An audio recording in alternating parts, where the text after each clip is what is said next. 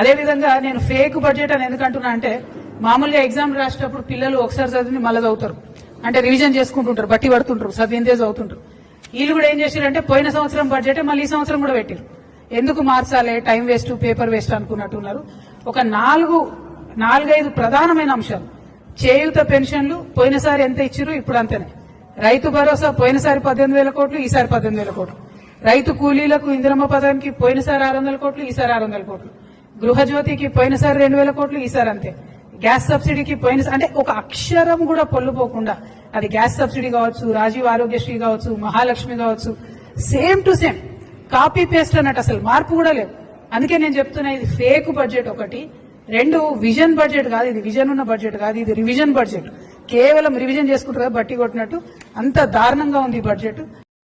రాహుల్ గాంధీ గారిని ప్రత్యేకంగా మీరు ఏదైతే అశోక్ నగర్కి వచ్చి ఉద్యోగాలు ఇస్తామని చెప్పారు కదా, కనీసం ఆ ఉద్యోగాల విషయం మాట్లాడకుండా, డిఎస్సీ ఎస్సీ టీచర్స్ ని రిక్రూట్ చేయకుండా, ఎస్సీలలో ఉన్న బ్యాక్లాగ్ పోస్టులు నింపకుండా, జాబ్ క్యాలెండర్ ఇవ్వకుండా, మీరు వేస్తామని చెప్పినటువంటి అవుట్ సోర్సింగ్ కార్పొరేషన్ ఉద్యోగుల కోసం కార్పొరేషన్ వేయకుండా, ఈ స్కూల్ కట్టుకుంటే స్కూళ్ళలో పాఠాలు ఎవరు చెప్పాలి? మరి ఇప్పుడు ఉన్న టీచర్లు అయితే సరిపోరు, ఎక్కువ టీచర్లు కావాలి, డిఎస్సీ వేయాల్సిందే.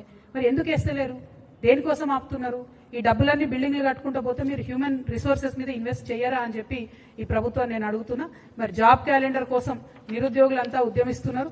వాళ్ళు 26వ తారీఖు నాడు అసెంబ్లీ ముట్టడి చేస్తామని మాకు చెప్పిండ్రు. ఆ అసెంబ్లీ ముట్టడికి కూడా తెలంగాణ జాగృతి నుండి సంపూర్ణంగా మద్దతు ఇస్తా ఉన్నాం. నిరుద్యోగులను మోసం చేసినటువంటి ఈ ఫేక్ కాంగ్రెస్ ప్రభుత్వాన్ని అడిగే వీళ్ళను రాహుల్ గాంధీ ఒక దగ్గర ఫేక్తారు, రేవంత్ రెడ్డి గారు ఒక దగ్గర, బట్టి గారు ఒక దగ్గర. వీళ్ళు ఎట్లా అంటే ఫేకెస్ట్ అన్నట్టు వీళ్ళ పరిస్థితి. అంటే ఒకళ్ళు మించోగలు చెప్పేటట్టు. కాబట్టి ఓవరాల్ గా రాహుల్ ఫేక్ గారికి నేను రిక్వెస్ట్ చేసేది ఏంటంటే, తెలంగాణ నెక్స్ట్ టైం వస్తే దయచేసి జాబ్ క్యాలెండర్ ఇవ్వండి, ఉద్యోగాలు ఇవ్వండి.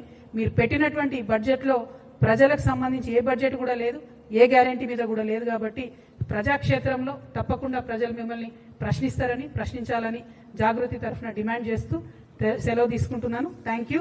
జై తెలంగాణ.